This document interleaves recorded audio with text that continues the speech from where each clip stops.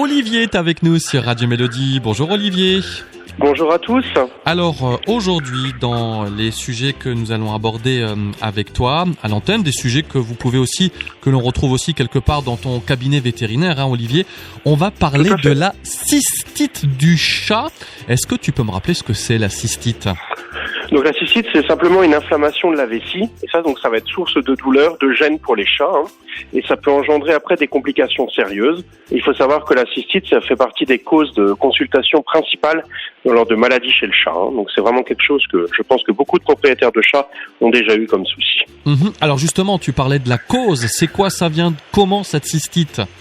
Alors il y a vraiment beaucoup de causes. Les causes qu'on va voir les plus fréquemment, ça va être l'accumulation de cristaux ou formation de calculs au niveau dans la vessie. Ensuite, il peut y avoir une multiplication anormale de bactéries. Il peut y avoir l'urètre qui est obstrué, ce qu'on appelle vulgairement le chat bouché. Après, il peut y avoir tout simplement une inflammation qui est due à un médicament ou alors une autre maladie de l'organisme. On a aussi parfois des blessures qui peuvent faire des cystites. Donc c'est un chat qui est tombé et qui a fait un petit hématome au niveau de la vessie. Un peu moins marrant, mais on en voit, c'est des tumeurs, hein. Et après, il y a une grosse cause chez le chat, c'est malheureusement le stress qui fait beaucoup de cystites. Et donc ces cystites, elles vont entraîner une malpropreté du chat, hein, qui va donc uriner il va uriner plus souvent et souvent en dehors de la litière. Donc c'est vraiment comme ça que les gens vont avoir la puce à l'oreille en disant il y a un problème. Alors justement, comment est-ce que je peux avoir la puce à l'oreille ? Est-ce qu'il y a des petits signes comme ça qui me disent oh là là, il faut aller chez le véto parce que je crois que mon chat a une cystite ? Donc le plus fréquent, comme je t'ai dit, c'est le chat qui va uriner en dehors de la caisse alors que normalement il est propre. Le chat qui va avoir des difficultés à uriner, qui va se mettre en position, qui va faire quelques gouttes, même rien. Donc ça, c'est vraiment une urgence. Vous allez retrouver par terre sur le carrelage des traces de sang ou du sang dans l'urine. Le chat qui va pas arrêter de courir et revenir à la litière toute la journée. Des chats qui vont se mettre à miauler de douleur, hein, quand ils vont uriner. D'autres chats qui vont se lécher vraiment de façon répétée, de façon inhabituelle. Un chat qui va boire davantage, une odeur de l'urine qui est différente quand vous faites la litière. Et puis après, quand c'est beaucoup plus grave, on peut aller jusqu'à des vomissements. Un chat qui va être anorexique, un chat qui va être léthargique. Et donc voilà, il y a vraiment plein de symptômes, mais souvent ça tourne quand même autour de l'appareil urinaire. D'accord, alors maintenant, une fois qu'on a identifié ces symptômes, on t'amène le chat dans ta clinique ou chez l'un de tes confrères. Comment tu vas diagnostiquer, toi, cette cystite ? Donc les examens complémentaires qu'on va faire les plus fréquemment, ça va être la bandelette urinaire, un petit peu comme chez l'homme, hein, pour regarder si on a la présence de sang, la présence de globules blancs, la présence de protéines dans l'urine.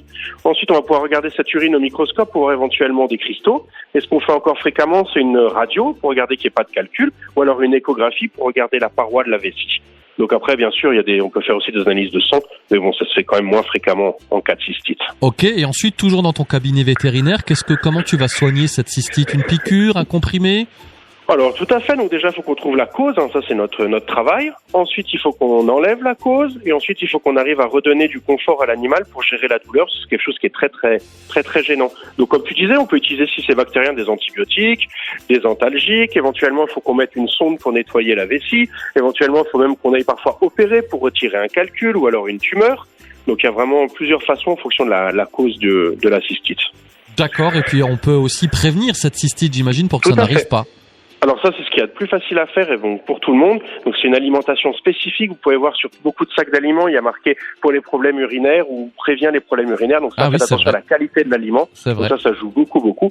Ensuite, il y a beaucoup de chats qui ne boivent pas assez. Donc parfois, en mettant une fontaine à eau, le chat va boire un petit peu plus et ça va aussi prévenir les cystites. Ensuite, comme je vous avais dit tout à l'heure, il y a plusieurs cystites qui sont dues au stress. Donc enrichir le milieu de l'animal en l'occupant. Utiliser toujours les phéromones, hein, on en parle vraiment souvent. Et puis bien sûr une litière toujours très propre parce qu'il y a parfois des chats quand ils trouvent que la litière est sale, soit ils vont pas dedans, soit ils se retiennent. Ouais, et dans ces cas-là, ça peut faire des cystites. Ouais. Ok, écoute Olivier, merci. Vous allez retrouver tout ça sur notre site radiomélodie.com. Je te souhaite encore un bon mardi, puis on se dit à dans 15 jours. À dans 15 jours, bon 15 jours à tous. Merci Olivier. Au revoir.